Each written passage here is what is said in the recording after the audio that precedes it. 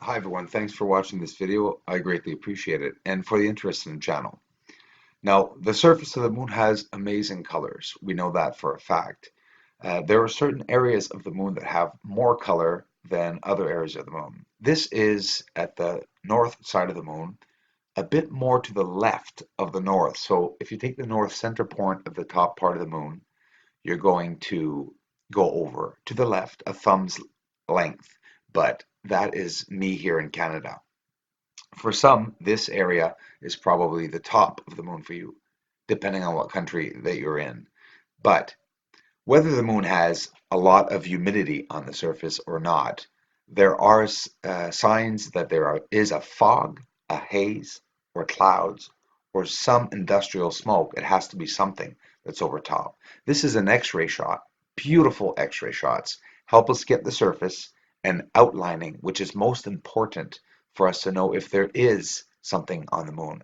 And I believe there is. There are certain areas on the moon, like the areas that you will see in this video. It's one area, going over a vast area. Very creepy, very mysterious. There are statue-like objects, there are towering objects, and the stepping stones that I like to call them, and that believe it was Penny that in the community that mentioned it's like ancient Mayan stepping stones or the Egyptian stones. Now, the things that I mentioned in this video, it could be just theory. It actually is, obviously, and assumptions and my thoughts, but you can't rule anything out. And I like shooting things out there. The aliens did get there a long time ago and found ancient ruins, which I do believe that it is plausible and or possible that ancient sections of the moon could have been there, either maybe changed, buried, hidden, or unburied by these aliens, because you could see many parts that objects are either covered or uncovered. I don't know which of the two was done. Inside the craters, we see edges added to be able to get into the crater. Now, okay, alien species now, I believe that they have crafts. Obviously, they're not going to go to the bathroom in the crafts down the street or in their homes, whatever, or however they live. But they must, at one point, walk around down there. This is what we all want to know. First of all, we don't even know what they look like. What if these black spots are them? What if that's all they do, the aliens? Smart as whips, just rocks. Smart rocks. Rocks that think, materialize into shapes and forms. That would be creepy, you know what? Anyways, I guess I'm getting besides the point that I'm trying to make. Um, if the aliens had found something on there, they're obviously mining on the moon. Many people are saying that. The first thing that came to my head is that, guys, because you see these constructed and drilled areas, and I say drilled, cut out more or less areas that are very symmetrical and square on the edges of craters, like the last video I posted. They're not supposed to be there. No straight line is supposed to be anywhere on the surface of the moon. To the bottom right here, there's a lot going on, and this crest of toothpaste like white strip that is at the bottom of these supposed craters, what we know science calls ejecta. I techno ejecta. Yeah, well, that is something that's um, I don't believe it's ejecta from the same reasons that NASA says it's ejecta. Let me explain. What if a long time ago, or the aliens then and now, as we have a surface here like a pavement, why would we put pavement down? Because obviously the cars won't do too good in potholes and mud and um, rock and dirt. With landslides, obviously the roads would be washed away all the time, like in the olden days. So we pave a surface.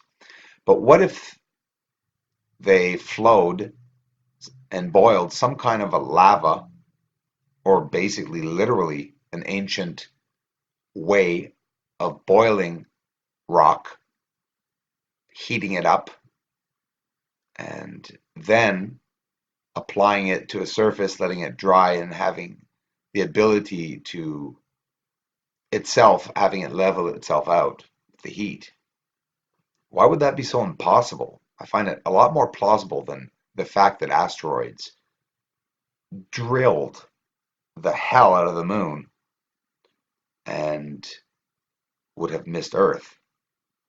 But then again, science says that a giant asteroid hit Earth and the major explosion and slivers and dust, well, formed the moon.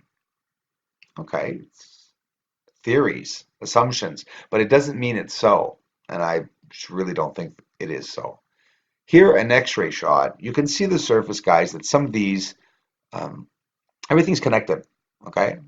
Tunnel structures, geometrical shapes, squares, and these squares do look like blocks, look like giant stones. Does that ring a bell? Giant block stones? Everything that's different on Earth, guys, is actually the same. Egyptian stones. It's the relation. You got to associate things together. Associate everything. Associate spirituality, religion, the market, the system. You start associating all these things, and there's things that don't coincide or that don't match. And then you notice in the world, in media, in massive markets, etc., that you see that these changes are kept, upkept,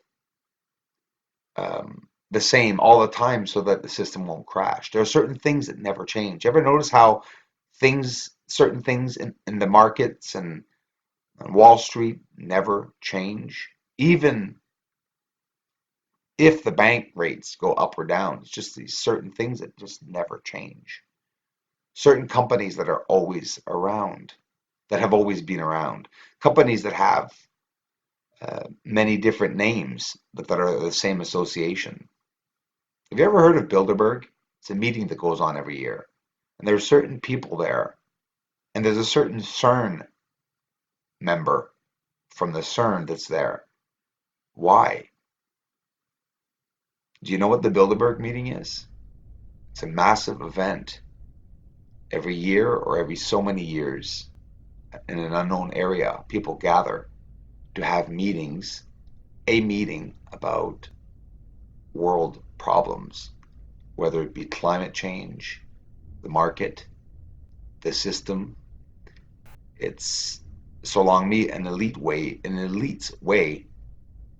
groups way to join together in secrecy. You have people there with guns protecting the areas, and it's because I don't understand if everyone in the world is supposed to be. The governments were formed to help everyone in the world and to protect us all. Why are these meetings and these associations and or agencies able to do as they please and not be bothered by any president of any country, any government, any police, and just sort of are free? CERN, HARP, NASA, they're not governmental. Yet the government does not want us manipulating energy or playing with high energy like that. Well, why can they? Just things that make us wonder and think, but that we don't think often enough. There's a lot going on right under our noses. I'm going to tell you, everything is going on under our noses. Everything. And closer than you think. I can see them. Everything. It's starting. All these things are, it's been years. It took me 15, 20 years to really start seeing on Earth what was going on. And now I'm finding it on other planets and even other colonies and civilizations on other planets. We were lied to. I'm hurt. I want the truth. And instead of asking and protesting for it, I'm going to find it myself.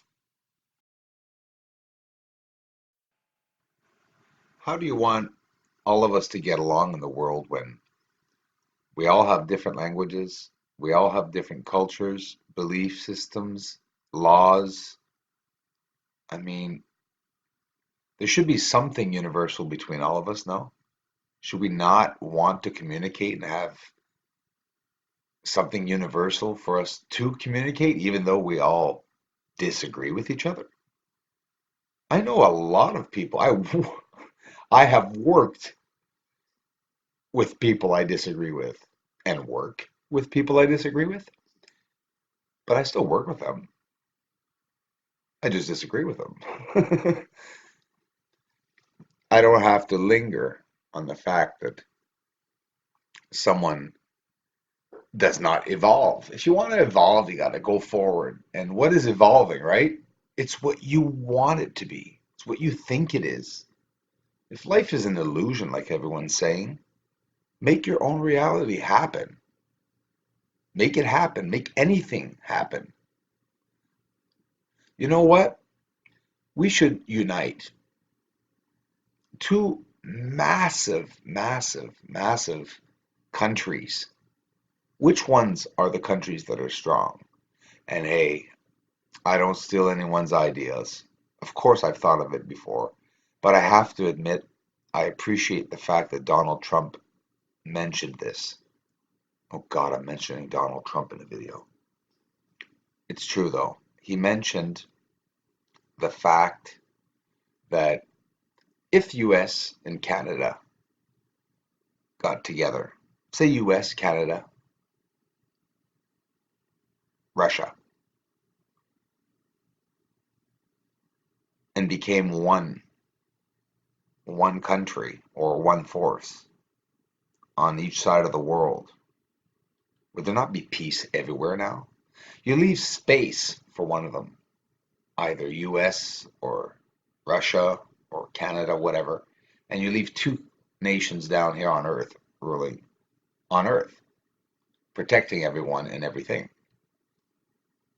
It's probably already been done. It's probably what's going on under our noses, but unfortunately, it's not to protect us.